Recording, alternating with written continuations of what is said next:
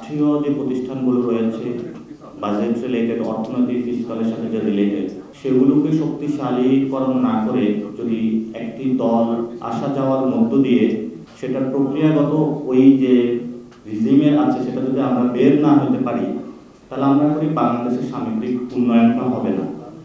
সেই ক্ষেত্রে অর্থনীতির সাথে সংশ্লিষ্ট যে প্রতিষ্ঠানগুলো রয়েছে সেটা যদি সুসংহত করা যায়, শক্তিশালী করা যায়, অর্থাৎ রাজনৈতিক দলের পরিবর্তন হলেও যাতে রাষ্ট্রের যে নীতি, জনমানুষের কল্যাণের নীতি, সেটাতে যাতে পরিবর্তন না হয়, সেটার দিকে বাংলাদেশ যাওয়া উচিত বলে আমরা মনে করি। দেশ জুড়ে তোলপাড় ওয়ালটন ফ্রিজ কিনে আপনিও হয়ে যেতে পারেন মিলেনিয়ার। সেই ক্ষেত্রে গণ অভ্যুত্থানের পরবর্তী সময়ে যেটি সবার কাছে একটি আবেদন এসেছে যে আমাদের রাষ্ট্রীয় প্রতিষ্ঠানগুলোকে শক্তিশালী করতে হবে।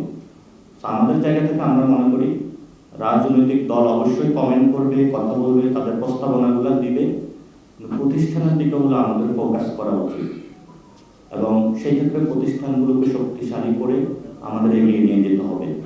আপনারা দেখেছেন যে এনবিআর এর মধ্যে একটা আন্দোলন হয়েছে, কিন্তু এনবিআর এর বর্তমান যে সিস্টেমটা, এই সিস্টেমের মধ্য দিয়ে যারা রাঘব বল রয়েছে, বড় বড় অর্থের কর ফাঁকি দিচ্ছে, অর্থ লোপাট করছে, তাদের থেকে কিভাবে ট্যাক্সেশন প্রক্রিয়াটা সুন্দর করা যায়, সেই ক্ষেত্রে আমরা কোনো স্ট্র্যাটেজিক কৌশল দেখি নেই বর্তমান বাজেটে।